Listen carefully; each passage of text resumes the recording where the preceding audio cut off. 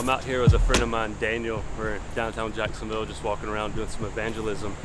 And we were talking on the way over. We walked across this bridge, and Daniel was kind of explaining to me that he does a lot of evangelism, but it's real relational.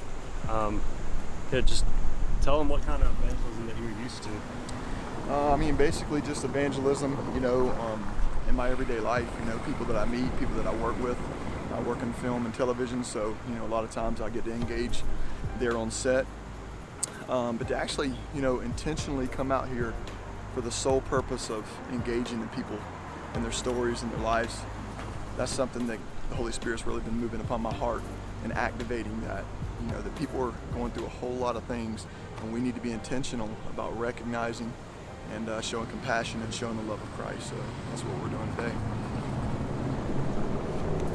Yeah, so we get to build a relationship out here as we're just walking around. So it's not, maybe they're not real long-term relationships, but we get to come out here for the sole purpose of just being that light, being the joy, the happiness, the peace of Jesus, and let that manifest as we talk to somebody and just find out who they are, find out what they're going through, how we can pray for them, and if we can lead them to the Lord, then awesome. But discipleship starts when we say hello to somebody, and so we get to really come out here and start discipling someone, whether they get it, a week later or until they see us a month later, whatever it looks like. But we get to come out here and just pour into people, and and it's one-on-one basis. You just walk around, you listen to the Lord, you let Him speak, and then you talk to somebody and let the Lord speak to you about that person, and you'll be surprised at what the Lord does just on the streets in your own hometown.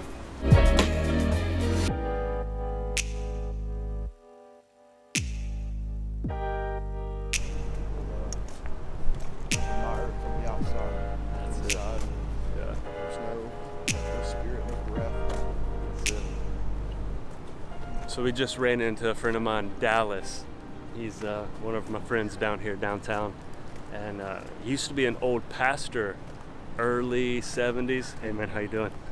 Early 70s, and he just went through some things and he ended up stepping down. But I haven't seen him in a few months, and I'm like, man, where you been?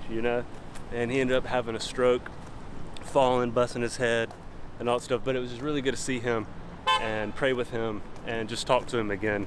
But y'all remember him, Dallas.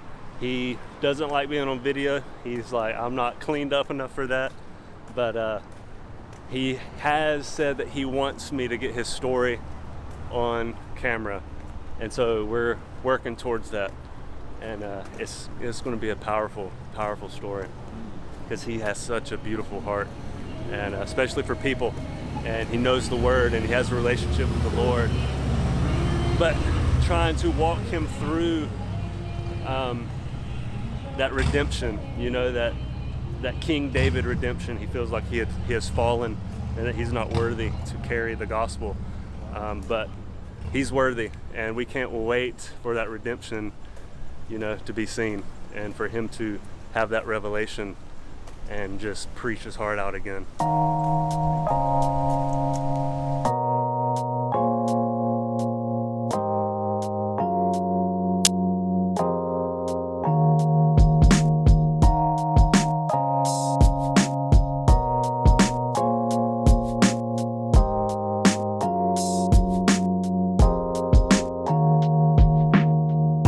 Everybody's grabbing to reach out for the next opinion, the next exciting thing that they can get their hands on and wrap their minds around and attach their belief systems to, and attach ultimately their identities to.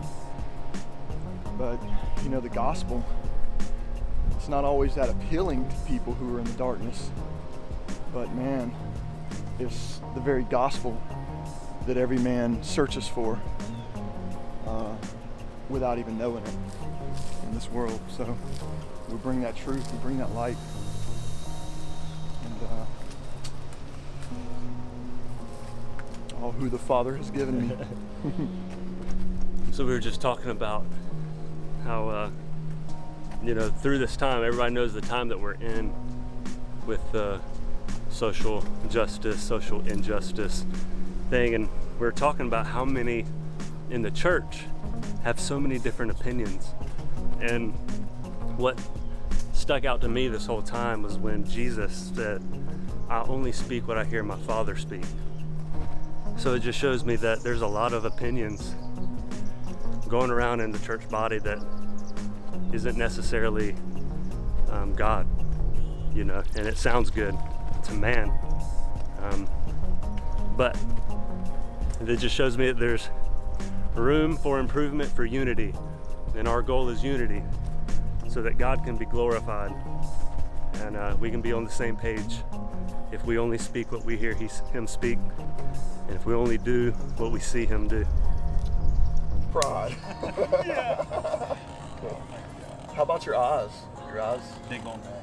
Going bad? Yeah, I got what you call floaters. Okay. The little black dots, real bad. Okay. They just kind of appear, or they stay in No, one they stay spot? there. Yeah, you can move your eyes and the little black dots should go everywhere your eyes go.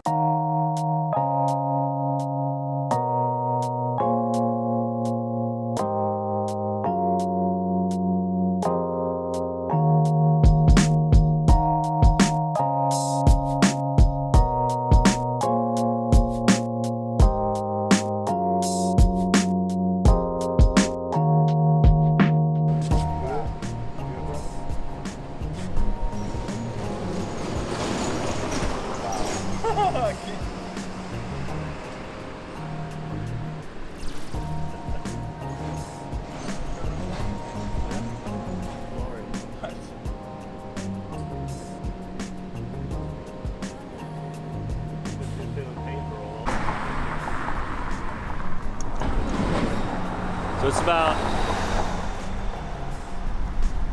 9:15. We're headed back to the car. We had some incredible times with people, and I was able to get some of it on film for you to see. But I want to ask my friend Danny, what about tonight has been different than what you're normally used to? Man, I think really for me it was personal. Breaking out and just taking that pressure off of thinking that you have to have intellectual knowledge and what am I going to say and what am I going to do, and just getting out on the streets and making yourself available and watching how the power of God and the sovereignty of God leads you to the people that need it, to have a casual conversation that leads right into the streams of his love. And that was just special for me tonight, to be able to encounter these people and know that we're all in this life together and we can all share in some type of common ground. So that's what it was for me. I just want to encourage you, for those of you who may not be active in evangelism in this way, you may be active in other ways, but I just want to encourage you to take a walk sometime. Get out in your city, your neighborhood, whatever it is, and just take a walk. And you never know who you'll run into, and you'll never know who you'll be able to pray with, and you'll never know what Jesus will do unless you get out there and let Jesus do what Jesus does.